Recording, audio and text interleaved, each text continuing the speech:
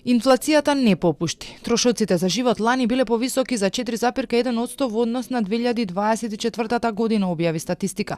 Синдикатите бараат итна реакција од надлежните, во спротивно проблемите со цените ќе се продлабочат. Од извештајот на статистичарите може да се види дека поскапување има во сите области.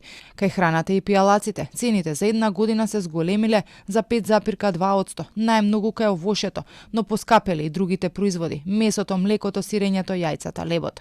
За една година пак цените на кафето, какаото и чаот пораснале за дури 30%, но станува збор за берзански производи. Од извештајот може да се забележи дека единствено поевтинување има кај зеленчукот. За 7,2% поскапеле рестораните и хотелите, а кај културата и рекреацијата зголемувањето е за 6,4%. Поскапела и здравствената заштита, и облеката и обувките. Цените на мало пак пораснале за 3,6%. Од ССМ бара државата итно да преземе нешто, иако сметаат дека е веќе доцна за тоа. Владата треба да застане на овој инфлацијски бран како брана и да ги заштити работничките и онака ниски работнички плати и пензиите се, разбира се, тука, но за жал повеќе од половина година не видовме никакви конкретни активности, освен изговори со надеж дека инфлацијата ќе биде на ниско ниво, но се покажа дека инфлацијата во Македонија ќе заврши можеби на највисоко ниво во регионот.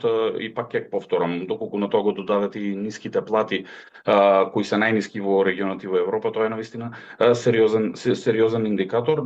Откако минатата година премиерот со месеци најавуваше дека ќе се донесат мерки против високите цени и тоа не се случи, вчера излезе со предупредување до маркетите дека ако не ги почитуваат законите, ќе мора да стават клуч на врата.